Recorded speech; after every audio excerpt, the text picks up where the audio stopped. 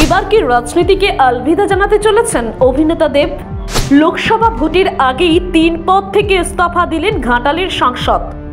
দলের অন্দরে বাড়তে থাকা দূরত্বের কারণেই কি এই সিদ্ধান্ত নিলেন দেব, নাকি রাজ্যসভার নির্বাচনে তাকে প্রধান মুখ করতে চাইছে তৃণমূল?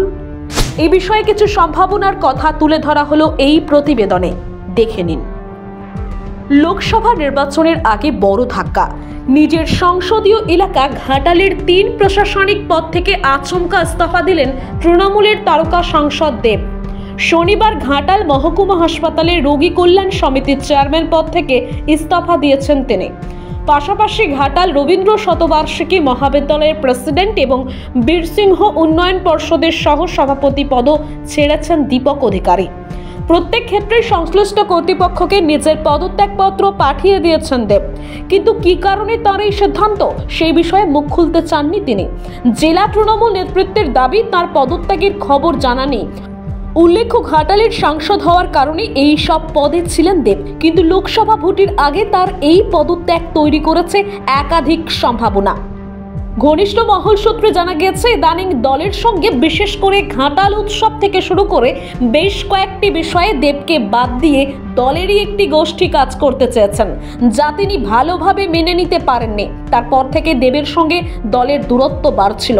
দেব ঘাটালে দলের এই সমস্যা মেটাতে চাইলেও আরেক গোষ্ঠী তা চায়নি বলে ঘনিষ্ঠ সূত্রে জানা গিয়েছে। এই বিষয়ে দেব কোনো মন্তব্য করতে না চাইলেও তার এক প্রতিনিধি বলেন, দলেরই একটি অংশ সাংসদের বিরুদ্ধে লাগাতার মিথ্যা অভিযোগ করে চলেছেন, তাই নিজের স্বচ্ছতা প্রমাণ করতে তিনি এই সিদ্ধান্ত নিয়েছেন। তিনি দলের একাংশের ভূমিকায় খুবই বিরক্ত, তাই এই পদত্যাগের সিদ্ধান্ত নিয়েছেন। অনেকে আবার এর সঙ্গে রাজ্যসভা নির্বাচনের সূক্ষ্ম যোগাযোগও দেখছেন। মমতা বন্দ্যোপাধ্যায় কি দেবকে রাজ্যসভা ভোটে এগিয়ে দিতে চাইছেন, তা নিয়েও উঠেছে প্রশ্ন। উল্লেখ্য, লোকসভা বা রাজ্যসভা নির্বাচনে যারা প্রার্থী হন তারা অফিস অফ প্রফিটের সঙ্গে যুক্ত থাকতে পারেন না। রাজ্য রাজনৈতিক মহলের অন্তরে তীব্র জল্পনা, দেব কি নিম্নকক্ষের বদলে উচ্চকক্ষে যাবেন? অবশ্য এই ইস্তফা প্রসঙ্গে এখনো দেব মুখ খোলেননি। শুধু তাই নয়, তৃণমূলের তরফেও কোনো প্রতিক্রিয়া পাওয়া যায়নি। এই বিষয়ে এখনো মত প্রকাশ করেননি দেব নিজেও। তাই সম্ভাবনা তৈরি হলেও দেবের এই সিদ্ধান্তের কারণ এখনো অজানা।